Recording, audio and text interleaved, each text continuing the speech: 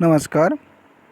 आज हम M.Com 4 semester के एक ग्रुप बैंकिंग एंड इंश्योरेंस के पेपर सामान्य बीमा के कुछ टॉपिक पर चर्चा करेंगे। यूनिट 4 के अंतर्गत अग्नि बीमा आता है। इसके अंतर्गत आज हम दो टॉपिक पर चर्चा करेंगे। पहला अग्नि बीमा का सिद्धांत और दूसरा अग्नि बीमा की विशेषताएं। अग्नि बीमा का सिद्धांत। पहला क्षतिपूर्ति का सिद्धांत। क्षतिपूर्ति का सिद्धांत क्या है? जैसा कि हम जानते हैं अग्नि बीमा में दो पक्षकार होते हैं, एक बीमा कंपनी और एक बीमा धारक या संपत्ति का मालिक।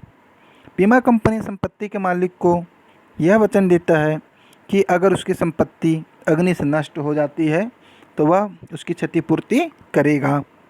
तो बीमा कंपनी बीमा धारक को उसकी संपत्ति के हानि होने की दशा में, अग्नि से हानि होने की दशा में क्षतिपूर्ति का वचन देता है। दूसरा बीमा योग्य हित का सिद्धांत। बीमा योग्य हित का सिद्धांत यह क्या कहता है? इसके अंतर्गत बीमा योग्य हित का अर्थ यह है कि बीमा कराने वाले को बीमित वस्तु की रक्षा से लाभ होना चाहिए और उस वस्तु के जल जाने में उसकी हानि होनी चाहिए।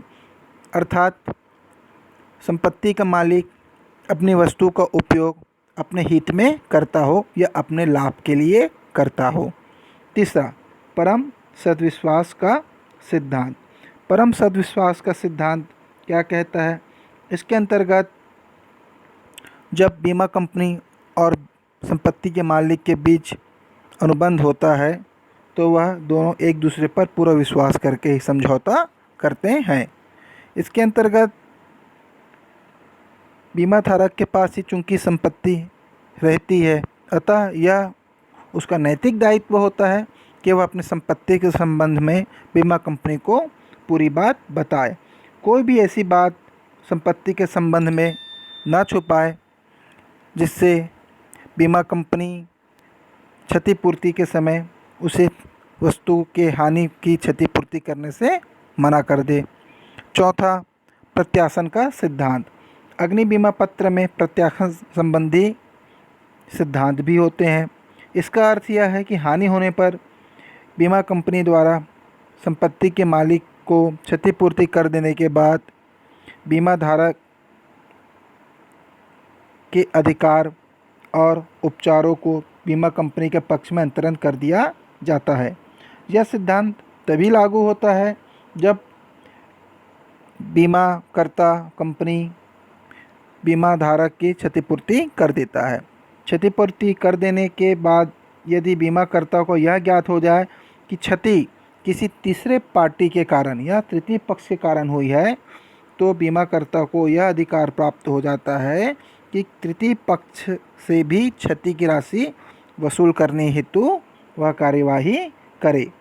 इसके बाद आता है पांचवा पॉइंट, व्यक्तिगत अनुबंध का सिद्धांत।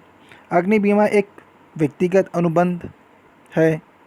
इसके अंतर्गत बीमा कंपनी को बीमा कराने वाले व्यक्ति के विषय में पूर्ण जानकारी होनी चाहिए, उसकी आर्थिक स्थिति की जानकारी होनी चाहिए। व्यक्ति के चरित्र के संबंध में अगर किसी प्रकार की गलत सूचना या किसी प्रकार की कोई सूचना उसे मिलती है तो बीमा कंपनी उस वस्तु का बीमा करने से भी इनकार कर सकती है। दूसरा, बीमा कराने वाला व्यक्ति बीमित संपत्ति को बिना किसी कंपनी की आज्ञा से किसी अन्य पक्ष को हस्तांतरित भी नहीं कर सकता है। इसके बाद आइए देखते हैं अग्नि बीमा की विशेषताएं क्या है। पहला प्रस्ताव और स्वीकृति। जैसा कि हम जानते हैं कि अनुबंध में दो पक्षकारों का होना निहायत जरूरी है। इसमें एक पक्षकार प्रस्तावक होता है और दूसरा उसको स्वीकार करने वाला होता है। तो अग्नि बीमा में भी प्रस्ताव और स्वीकृति होती है।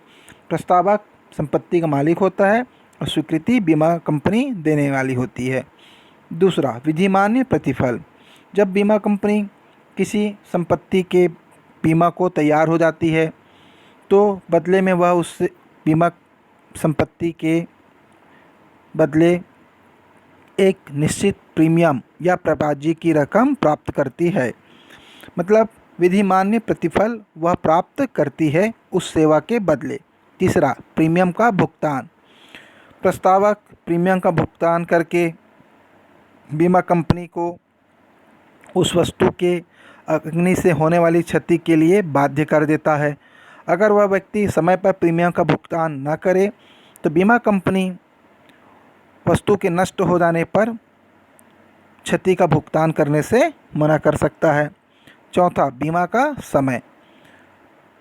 बीमा का समय हम सभी जानते हैं कि 1 वर्ष हो सकता है, 2 वर्ष हो सकता है, 6 महीने हो सकता है, या उस बीमा के कवर पृष्ठ पर लिखा हुआ होता है कि वह समय कितने समय के लिए वह व्यक्ति बीमा ले रहा है। पांचवा, क्षतिपूर्ति। क्षतिपूर्ति जैसे ही संपत्ति का मालिक किसी कंपनी से अग्नि बीमा ले लेता है और उस संपत्ति को अग्नि से नुकसान हो जाता है तो वह क्षतिपूर्ति के लिए दावा कर सकता है। छठा, आग लगने की सूचना तत्काल देना। जैसे ही बीमित संपत्ति पर आग लगती है तो आग लगने की सूचना बीमा धारक को तत्काल बीमा कंपनी को देना होता है। इससे यह होता है कि बीमा कंपनी भी समय पर पहुंचकर अग्नि से होने वाले नुकसान को कम से कम करने का प्रयास करती है, अग्नि बुझाने की सुविधा प्रदान करने की कोशिश करती है। सातवां, युद्ध प्राकृतिक आपदाओं में यह लागू नहीं होता। युद्ध प्राकृतिक आपदाओं में अग्नि बीमा लागू नहीं होता है क्योंकि ऐसी दशा में युद्ध के समय या प्राकृतिक आपदाओं में क्यों जरूरी नहीं है कि वह अग्नि से नष्ट हो। माल या संपत्ति किसी भी कारण से युद्ध की स्थिति में युद्ध में नष्ट हो सकता है या प्राकृतिक आपदाओं में भूकंप या ज्वालामुखी फटने से भी नष्ट हो सकता है। तो अग्नि बीमा बीमित वस्तु की क्षतिपूर्ति सिर्फ अग्नि से नष्ट होने पर ही स्वीकार करती है क्षतिपूर्ति को। तो यह अग्नि बीमा की विशेषताएं और अग्नि बीमा का सिद्धांत हमने आपको बताया। Thank you.